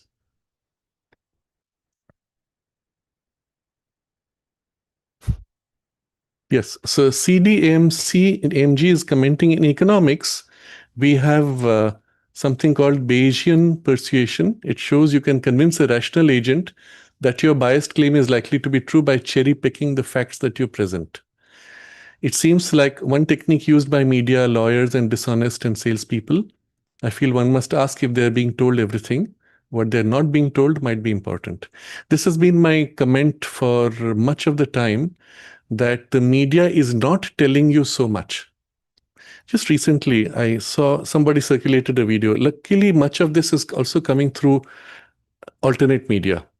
And I just saw a video of Amit Shah, that is the right-hand person of Narendra Modi, Prime Minister Narendra Modi. He's Home Minister now. He's making a statement in Parliament where he says that he was part of a group that went to where they had the terrorists within India who had been allowed to surrender. So this is what do they call them? Naxalites.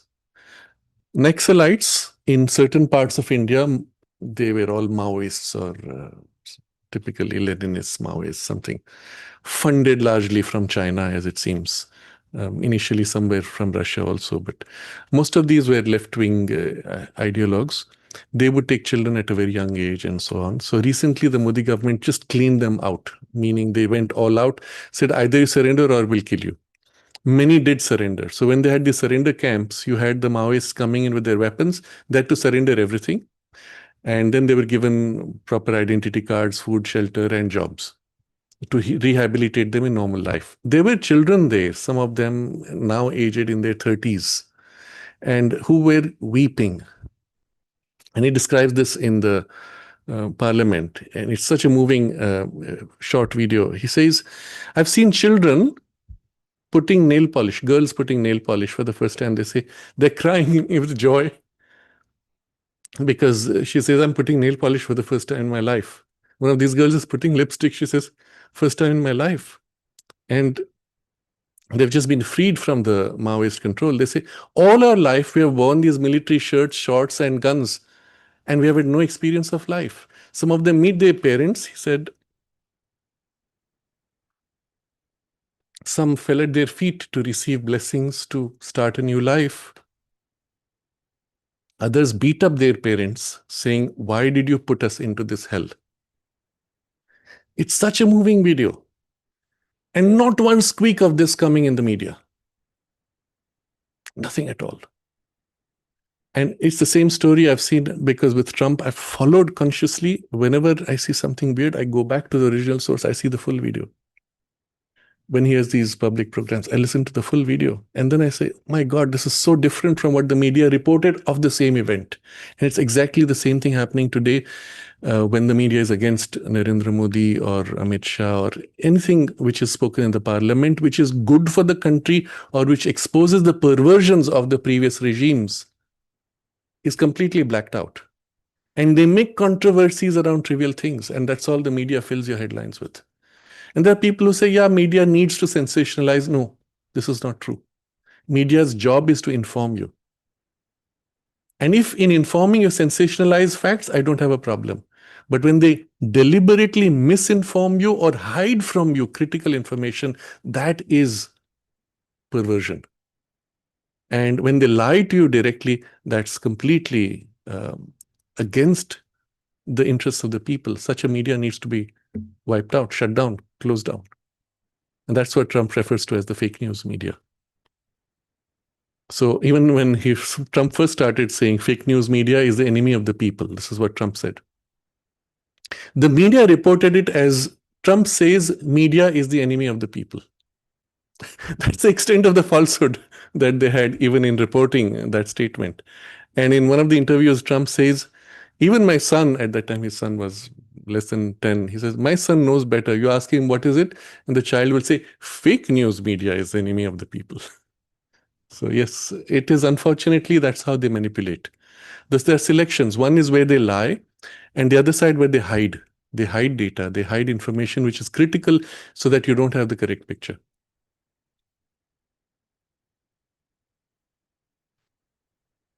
Tutun, why is the world not able to attract kings and leaders like Abraham Lincoln and Shivaji Maharaj? Because anybody who wants to do good and change the status quo will be blocked, prevented, or eliminated by the cabal because before they can come to that position of power, or if they do manage to sneak in, as all these disruptors that we have mentioned before have come in, then the entire media turns against them.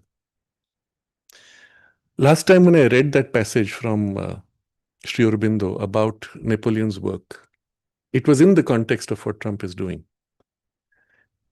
If you look back at the time when Hitler was on the rise, and it was nationalism, it was German nationalism, but in a perverse ego of the nation dominating, you had so many people who admired Hitler, who appreciated for what he had achieved. And he did. Under his rule, there was such rapid growth and all those things.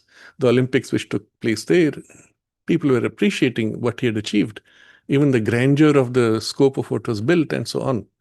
And even the military which was being built and the way he woke up the whole nation with patriotic fervor, all those things were admirable. So people admired him like crazy. And when he began to take over country after country, they said, wow, what efficiency. Nobody saw the perversion behind and the larger goal that it had until it was too late.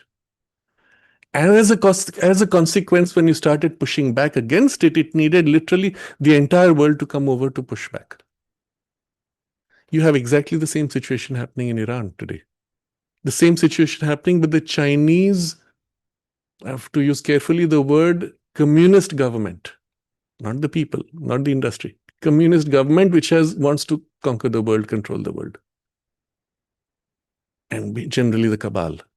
And so the people working against it are powerful. That's why I do not hesitate in even suggesting that the force behind working through some of these people is of the grade of a vibhuti. And the same thing with Narendra Modi. It was only yesterday we had a visit of Modi to Pondicherry for the election hearing. I will not hesitate to. I do hesitate, but I'm going to share this in any case. I was on a call with someone and they said, oh, he's here and he's actually going to walk from very close by from where I am. At 4:10, I heard this. Our meeting finished, 4:30 or something. And then on impulse, I just went on the road, went down the road straight. And at the point where I hit the boulevard, that's when Modi's truck was just passing. I took a video. And what I saw there, it moved me deeply. He was waving. There were others with him who were part of his, let's say, allies in the election. They were also waving. Some, not all. They were nothing compared to him. And it's not what he was doing, it was the state he was holding, and he was waving.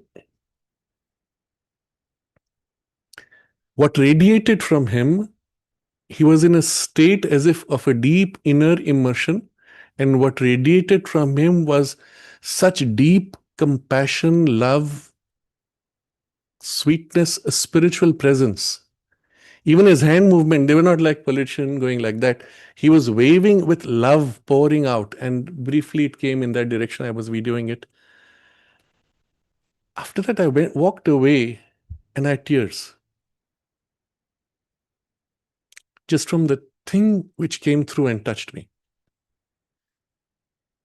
I would not have been able to say this normally if I had not shared this background of the player forces behind. And I said, my God, this is so exceptional.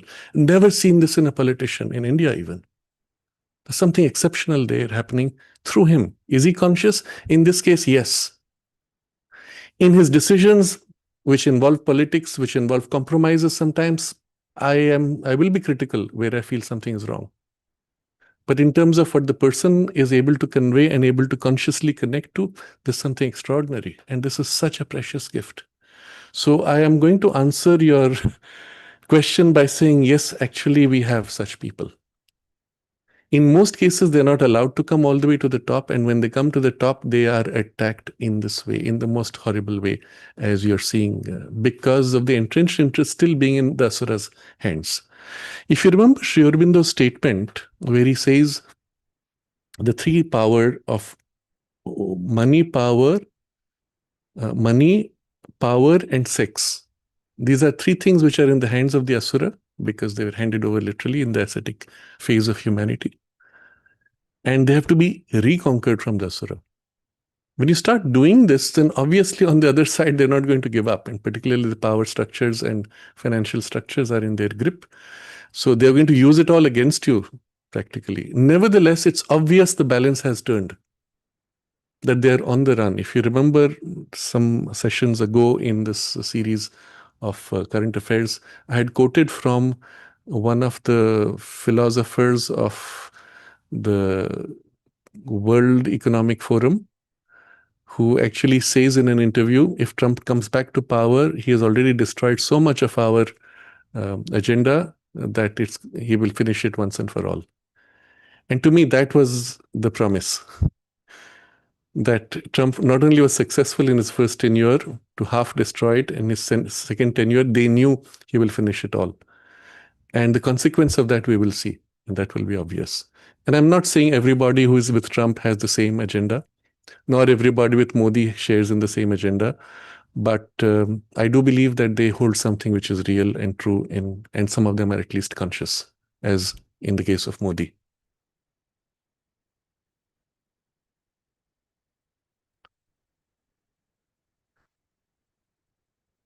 Yes, so Revati says Trump made some adverse remarks against the Saudi crown prince. I only read the headlines. I've observed headlines are often misleading. The two seem to share a close bond. Yes, in fact, Trump and the Saudi prince Mohammed bin Salman are fully aligned. I've spoken of this before, I will not repeat, but do look back at those videos. Trump made a comment which was, again, it was one of those things which he made in joke. He used a crude term saying that Mohammed bin Salman was chasing him for favors. And he made, I don't want to repeat the phrase, but it's one of those crude phrases one makes. And then he immediately corrected for it, saying, but he's such a great man, we're such good friends, and so on. But the media picked just that phrase. And that's why the game of the media is often in the way they edit both the content and the headlines. And one of the things which I first learned when I was trying to understand how the media manipulates you, I discovered the head of the whole, at the time it was the newspaper, the chief editor, decided the headline as well as which paragraphs would be removed. He would rarely add. He didn't have time. But he will remove things which they don't want people to know. He will resequence paragraphs. So the most important thing which you should not know about will be at the end of the article.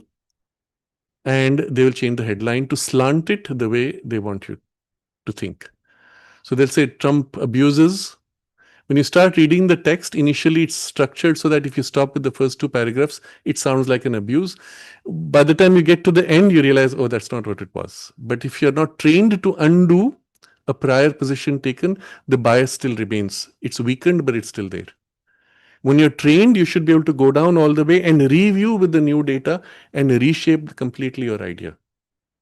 Very few human beings are able to do that. We are not taught this in our education. But you must train yourself to be able to do this. This is part of mind mastery. And when you can do this, you'll find you can become very quickly immune to the media manipulation. I don't know if I should continue, maybe just a couple of questions more. RP is asking what occult forces are working behind this radical fanaticism and how will the force of light work on it? Unfortunately, these are Asuric forces. I had a few discussions recently with somebody whose opinion I respect in this. What he explained to me was that a lot of this comes from the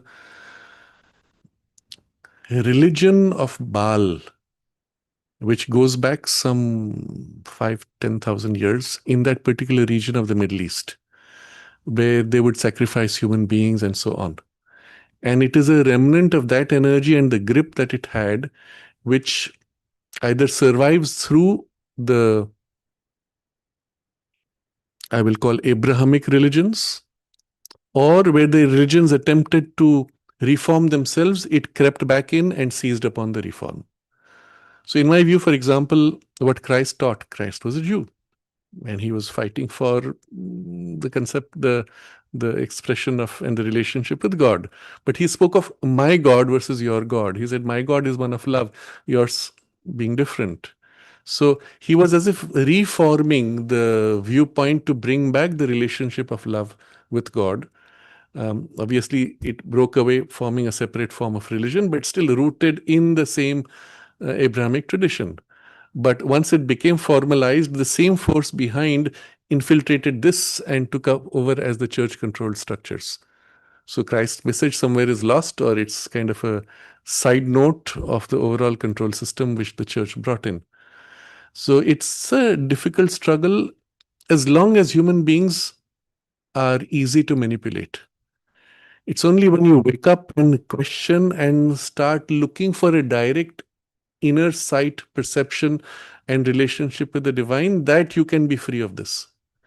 And even then, if the programming is strong and you don't have the capacity to extricate yourself, it can hang on for quite a while. So this is the challenge for humanity today. How far we will come through, how soon we will come through this, it's taking far more time than I would have wanted, let's say. But what matters is what you can do with yourself. So let that be the starting point always.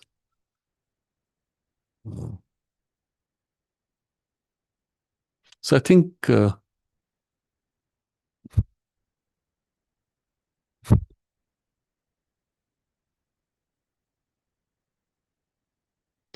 I'll complete with one observation of Mahesh Narayanan. He says the solution to the Middle East conflict could start with the statement that Israel has the right to exist as a sovereign and independent state.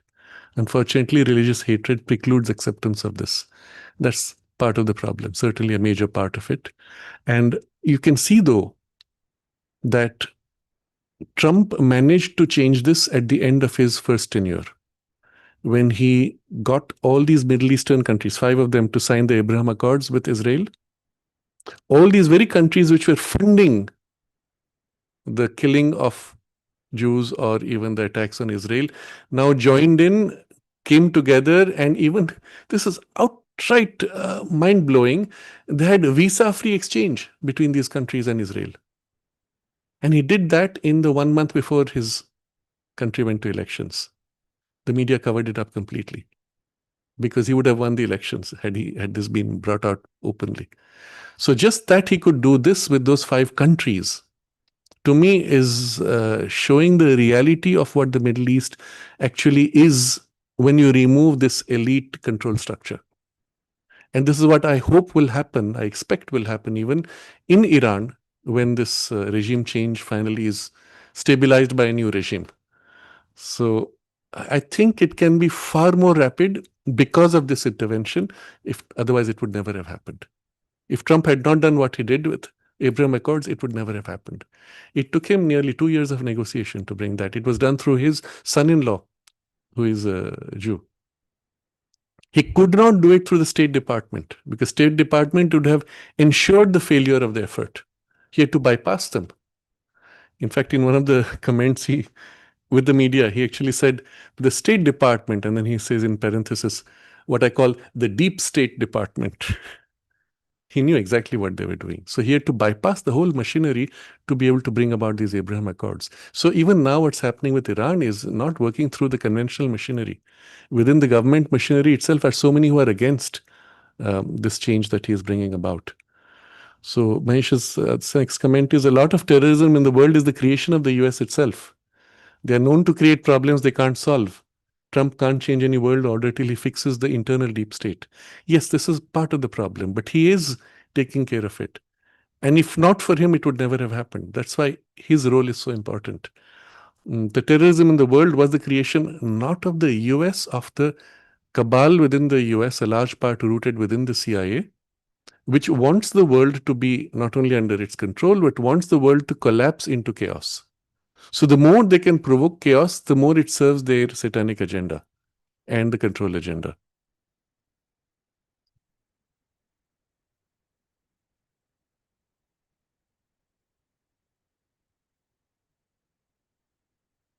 CDAMG makes this comment about Sraddhalu's commentary triggering some people. I wonder how many Iranian friends they have.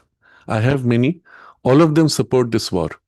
So another difference with Iraq is that people want this. It's a very important point. Thank you for sharing this. In fact, yes, I have also interacted with people from Iran and sometimes their friends. And it's obvious all Iranians across the world are eager for this. One particular person who shall go unnamed here in our space actually commented saying that let Trump finish it. There will be a few casualties. Does not matter. It's worth the risk and worth that damage. We need to be free. It was that blatant that even if there are casualties of war, it's acceptable because at last, and the person said, I will go there. Once Iran is free, I will go there. I will go back. So I think we'll take a pause here. And if there are other questions any of you have put there, please do leave them. I will take them up next time. We'll have one more session probably next time. To close this, I will touch upon some other issues. I wanted to share also about Dhurandhar, which I promised will be a session in itself. That's about the cabal control of the cinema industry, particularly within India, and maybe we'll touch upon Hollywood as part of that. So maybe that may be the theme for next time. For those of you who would like to send questions, do send them to the email ID integralstudies.in@gmail.com, which allows me to prepare the questions or sequence them in advance. Otherwise, you can put them in the chat box here, and I will take them out later and combine them for another occasion. For now, let's review the conclusion that we came to last time. It is essential for us to make the effort that we can within our space. The defeat of the forces behind the cabal requires you to be able to rise above their programming influence. So observe within yourself your own incapacity to free from emotions and triggers. Make effort to detach, review, and the most difficult part, which I mentioned, you start with data which biases you and then end up with data which is completely different. You should be able to step back, discard or decompose what you just built up as an idea, emotion structure, and based on the new data, reconstitute the new data. It's not easy. Even I struggle with this. And I consider myself very trained in and very flexible in my mental capacity. But even this, I have to, wow, I got conned there and step back. It takes a little time before, especially the integration with the emotional part. But in the pure mind, it's much easier. But it's a skill you'll have to develop. And the more you're able to rise to this, the more you become a human being. Till then, you're half animal. Animals are primarily driven by passion and use the mind to fulfill the passion. We have to live in the mind, and it should lead the emotions and life energies. This reversal is what will make you more completely and more freely a human being before you can then become a spiritual being. So let's say we do the two together, but this shift, this freedom of the mind is essential. And from there, the mind should be able to master the emotions and even the physical body and its instincts and drives. But take this as part of your training to be able to cut through and data, emotions, news, which is visually provocative and emotionally triggering. Put it in context. Yes, there is suffering. Yes, we can see videos of children. But notice why always one side is shown with children suffering and the other side is shown with military with guns. Do you think children didn't suffer in Israel? Do you think women were not raped there? And they were not shown that. Why is the media biased in this? Just that question starts off our thinking. Yes, there's a misery, there's a suffering on the ground. Yes, do not let that cloud the bigger picture of what needs to be corrected so that this suffering can be eliminated and ended. You must see this as a consequence of something larger and see what the larger thing is, and then in that scope, understand what is happening.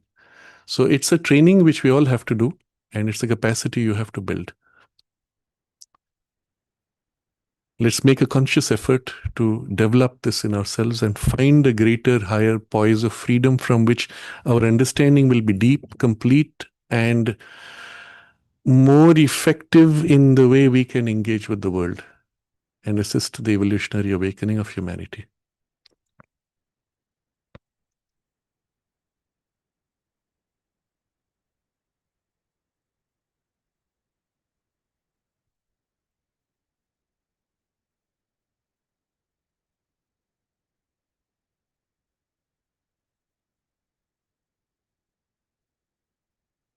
Namaste.